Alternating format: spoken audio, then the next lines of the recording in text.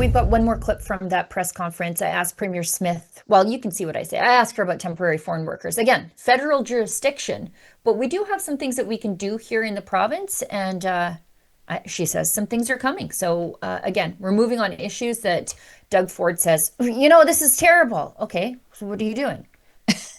Nothing. You've spoken out against abuse of the temporary foreign worker program. Federal Conservatives are calling for an end to it. But Mark Carney says we need more imported labor. What concrete steps will you take here in the province to make sure jobs go to young Albertans first?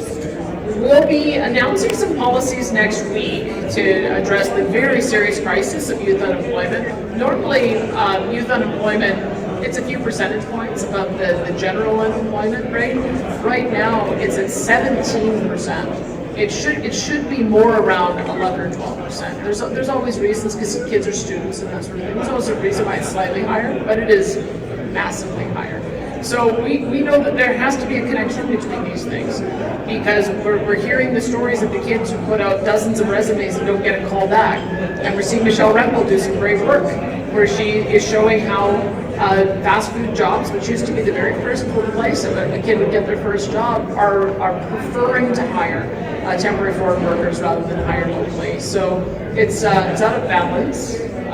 We know that agriculture is an area that needs to be exempted, and those are true seasonal workers. And many of those are also high skilled labor and higher paid laborers. It really is the low income worker that is competing with kids for their first job. That's what we've got to get a rein on. So I'm glad to see that the Pierre Poilievre is pushing the envelope. I think we've got to rein that in.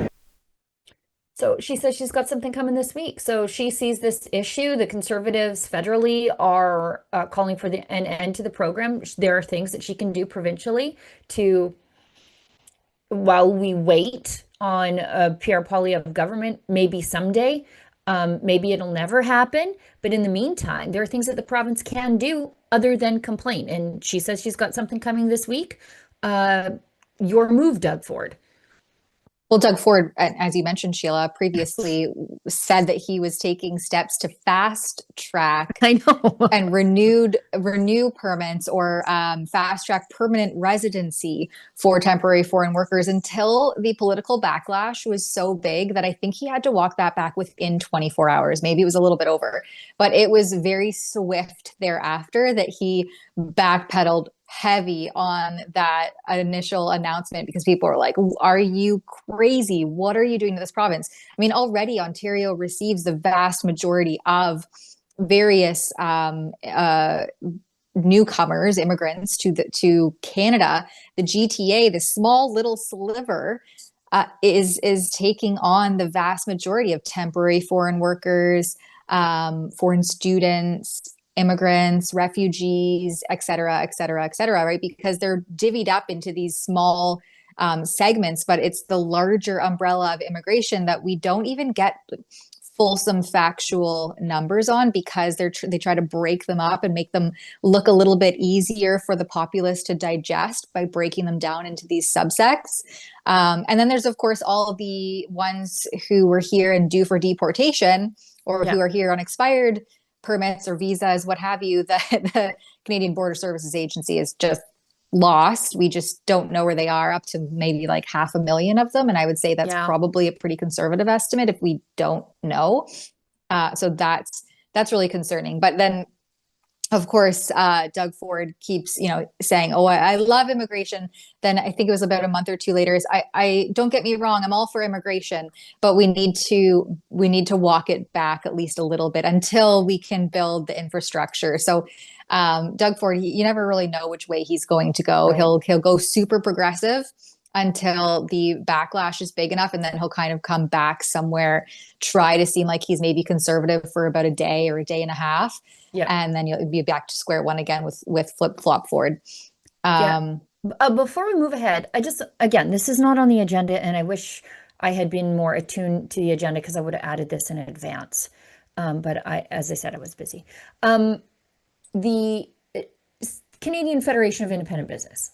Did you even know that it still existed? I thought Dan Kelly, the head of the CFIB. Oh my gosh, this guy. I thought he murdered it during COVID Yeah. because he never once advocated for businesses to reopen. He advocated for government handouts. And are you truly an independent business if you are dependent on the government for survival? That answer, of course, is no. That would be like the CBC being in the independent press gallery. You are not independent. Well, Dan Kelly, who, again, I remain surprised that organization still exists. And if you are a member of Yes. the independent, like the Canadian Federation of Independent Business, and you're a small business owner, and you are against having your children's jobs snatched from them by temporary foreign workers, perhaps consider withdrawing your support of that organization. Maybe peel the sticker off your doorway, because they give those stickers out for the member businesses. He has come out and he has said, I just saw this retweet from him. The president of the Canadian Federation of Independent Business calling Pierre Poilievre's proposal, quote, absolutely ridiculous. Adding that ending the program would, quote, gut the labor pool in many rural and remote communities. Absolutely not. Absolutely not, Dan Kelly. I also, like, it's astounding to me. It's like, you don't think that kids are hardworking in rural communities. They're the farm kids. They might want to get some paid work once in a while instead of slaving away on their parents' farms. Yeah, I mean, it's ridiculous.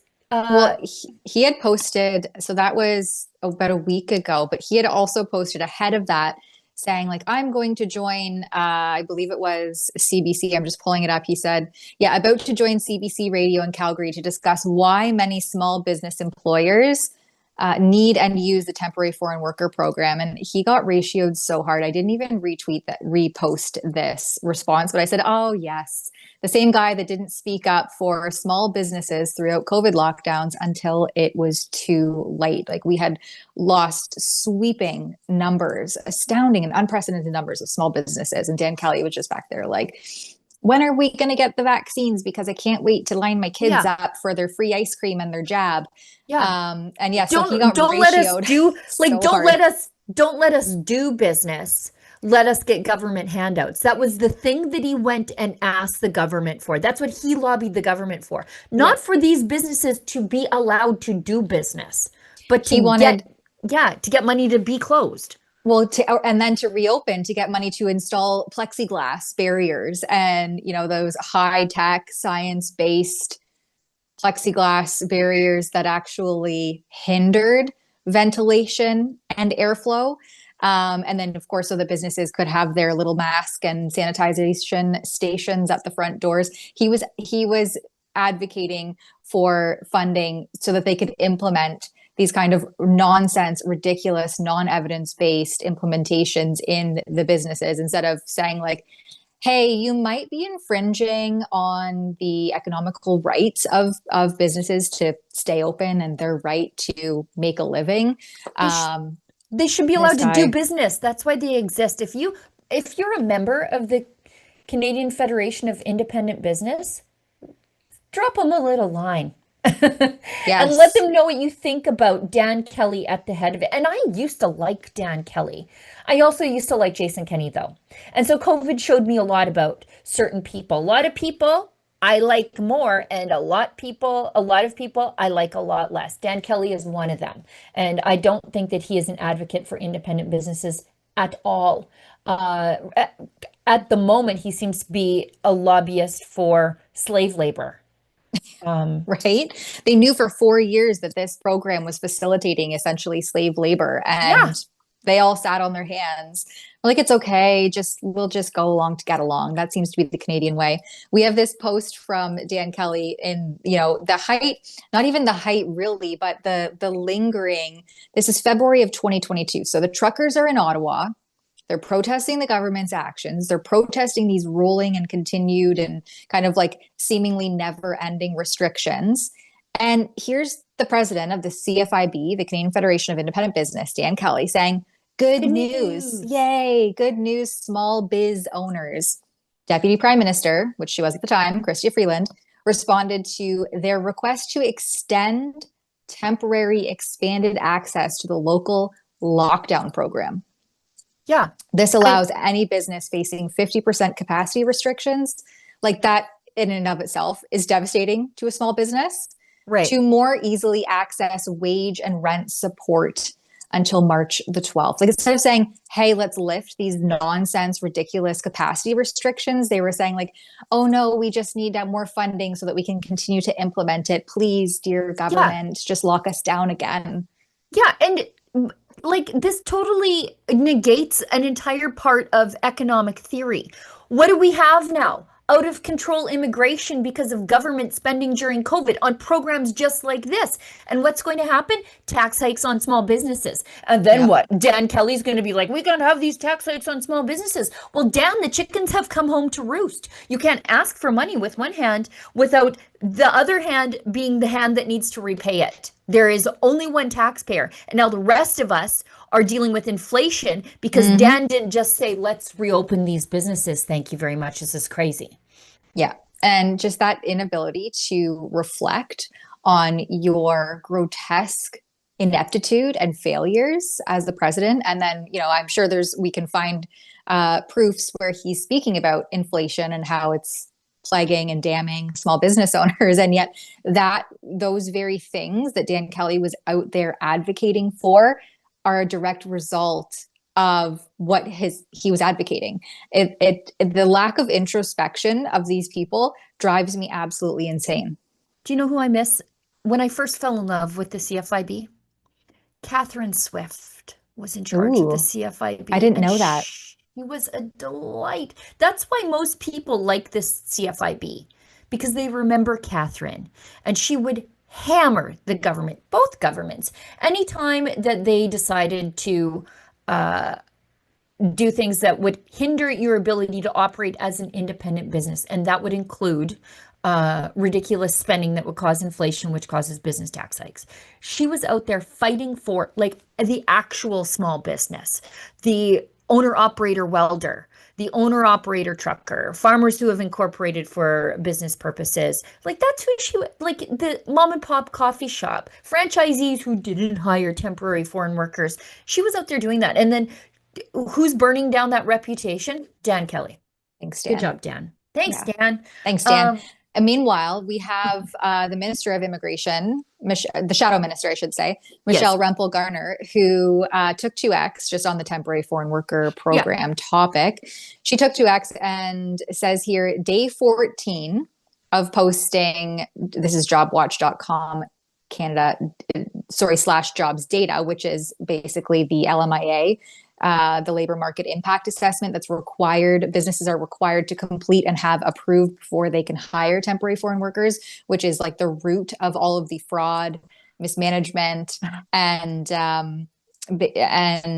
exploitation of these people coming into this country. But anyway, okay. So she says here, Kamloops unemployment is 10.3%. It's crazy. BC youth unemployed, 51,000. But a Tommy Guns wants to fill a job with a temporary foreign worker for $63,000 a year. And she tags Lena Diab here, who's the Liberal Minister of Immigration, Refugees and Citizenship, which I believe is the 7th minister in as many years to be handling such a high-profile, important portfolio. The turnover rate there is absolutely insane under former Prime Minister Justin Trudeau and now obviously Mark Carney. But so she says, and Lena Diab is going to let them end the temporary foreign worker program now.